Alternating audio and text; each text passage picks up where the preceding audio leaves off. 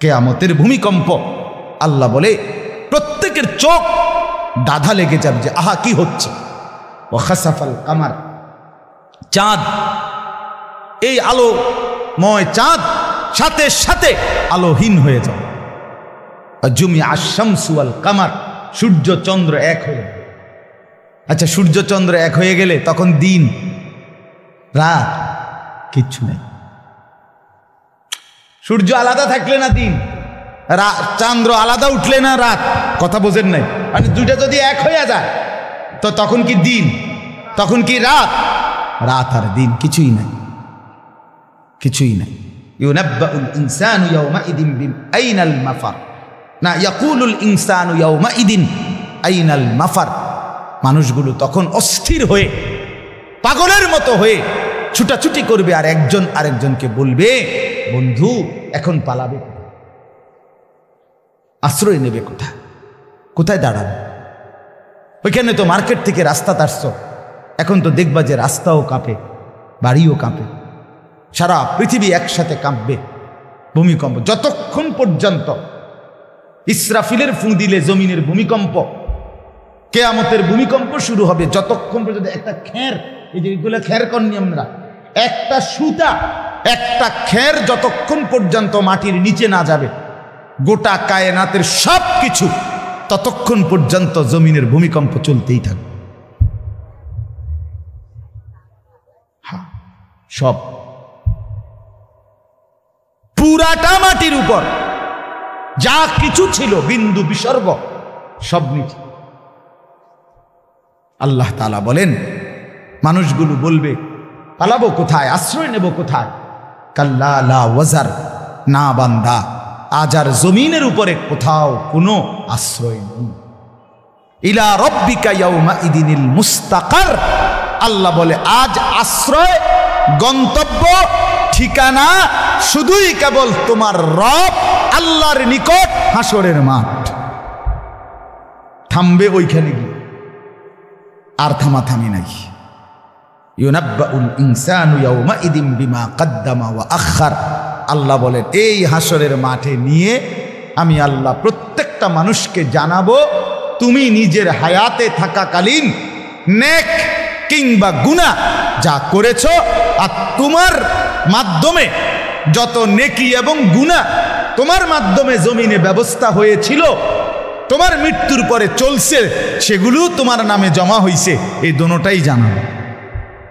আপনি যে মসজিদে নামাজ পড়ছেন এটার সওয়াবও দেখবেন, আর আপনি যে মসজিদে টাকা দিছিলেন, মাদ্রাসায় টাকা দিছিলেন, এখানে যত নামাজ বন্দিগি হইছে আপনার মৃত্যুর পরে ওইগুলোর নেকিও আপনার আমল নামায় জমা করে আল্লাহ শোনাবে।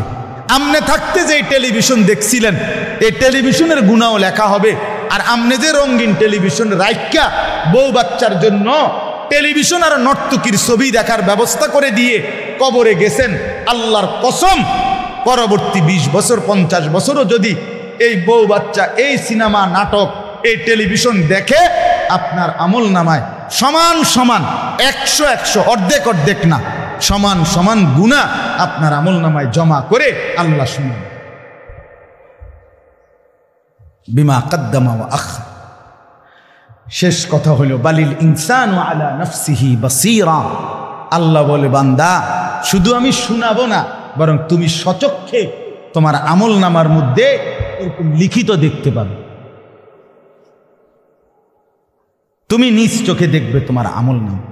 ওয়ালাউ আলকা মাআযীরা, এই 15টা আয়াত পড়ছি আমি, এই 15 নম্বর আয়াত। ওয়ালাউ আলকা মাআযীরা, যদিও আল্লাহ বলে আমার নাফরমান বান্দা নিজের আমল নামা নিজে দেখে টাল বাহানা, ছল ছাতুরি, 9-6 কথা বলার চেষ্টা করে।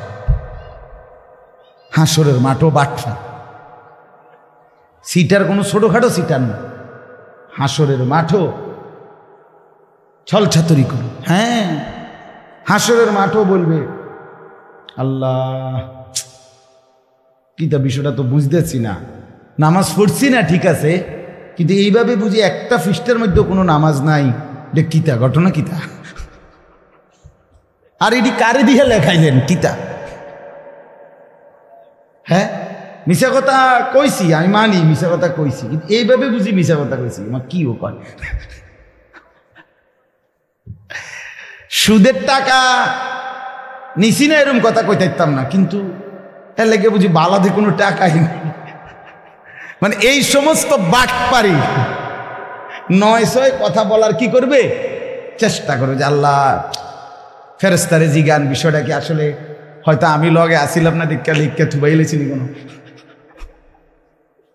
ওয়ালাউ আলকা মাআদিরা, আল্লাহ বলে নাফরমান বিভিন্ন ছল বাহানা পেশ করবে। রব্বুল আলামিন তখন বলবে নাফরমান তুই থাম, মুখ বন্ধ কর, আমি শোনাচ্ছি তুই দেখ। এবার আল্লাহ বলবে বেঈমান শুনে নে। আল্লাহ বলে দেখ তুই, আল্লাহ বলবে জমিন তুই কথা বল। এবার জমিন কথা বলবে, হ্যাঁ আল্লাহ এই করেছে। এবার আল্লাহ বলবে অঙ্গ প্রত্যঙ্গ তোরাই কথা বল। এবার অঙ্গ প্রত্যঙ্গ কথা বলবে। এবার আল্লাহ বলবে ডান কাঁধে বাম কাঁধের ফেরেশতা তোরাও বল। এবার ফেরেশতারাও বলবে, এই যে বলল কয়জন, তিনটা, জমিন, আমার অঙ্গ প্রত্যঙ্গ, দুই ফেরেশতা। এবারে রব্বুল আলামিন বলবেন, জমিন বলল, অঙ্গ প্রত্যঙ্গ বলল, আমার ফেরেশতারাও বলল, আর লিখিত আমল নামার কপিও তো দেখতে পাইলা। এবার আল্লাহ বলেন চারটা হলো, জমিন, অঙ্গ প্রত্যঙ্গ, ফেরেশতার জবান আর আমল নামার কাগজ। এবার সরাসরি আমি রব্বুল আলামিন বলছি শুনো, আমিও তো দেখছি, কথা কয় না। আল্লাহ দেখে না? আল্লাহ দেখে না? আল্লাহ আছে না? আল্লাহ দেখে কতক্ষণ? আল্লাহ বিশ্রাম নেয় কখন? আল্লাহ ঘুমায় কখন?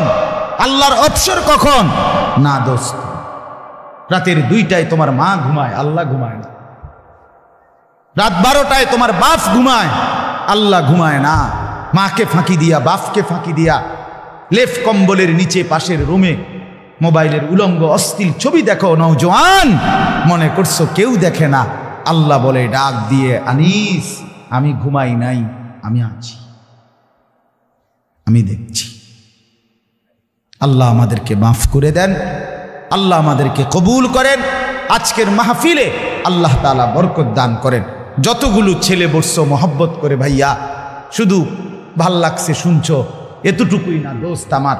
তোমার ভালো লাগা আর আমার ভালো লাগা এটা মূল বিষয় না, মূল বিষয় হলো তুমি যদি বদলাও। এজন্য আমি অনুরোধ করছি প্রত্যেকটা ছেলের কাছে, এখন থেকেই এশার নামাজ থেকেই যেন জিন্দিগির পরিবর্তন শুরু হয়। সবাই বলি ইনশাআল্লাহ। যত কষ্টই হোক 5 ওয়াক্ত নামাজ পড়ো, পেশাব করে, টয়লেট বাথরুমের পরে টয়লেট পেপার ব্যবহার করে পানি ব্যবহার করো। যদি বিশ্বাস করো ভাইয়া, শরীরটা যদি পাক থাকে, নিয়মিত যদি টয়লেট পেপার ব্যবহার করো, পানি ব্যবহার করো, আল্লাহর কসম তোমার দিল থেকে ফেরেশতা তোমারে নামাজের প্রতি উৎসাহিত করবে, প্রেরণা দেবে। অসৎ বন্ধুর আড্ডা ছেড়ে দাও, মোবাইলের উলঙ্গ ছবি, নাচ গান, জিনা ব্যভিচারের দৃশ্য দেখা ছেড়ে দাও। বোনেরা যারা, মায়েরা পর্দার আড়ালে আছেন, আপনার পর্দা আপনার ইজ্জত, আপনার পর্দাই আপনার সম্মান। অতএব আপনি পর্দায় থাকেন, পর্দায় রাখেন, নিজের ঘর সুন্দর রাখেন, নিজের চরিত্র সুন্দর রাখেন। জি, অতএব আমরা প্রত্যেকে ইনশাআল্লাহ আমল করার চেষ্টা করি। আপনাদের কাছে অনুরোধ, একটা মাহফিল অনেক সুন্দর করে সাজাইছেন।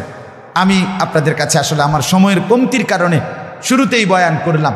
ইনশাআল্লাহ অনেক উপযুক্ত উলামায়ে কেরাম, বিশেষ করে আমাদের প্রাণ প্রিয় উজানি মাদ্রাসার মুহাদ্দিস সাহেব হুজুর হযরত মাওলানা মিজানুর রহমান সাহেব দামাত বারাকাতুহুমুল আলিয়া, হযরত বয়ান করবেন।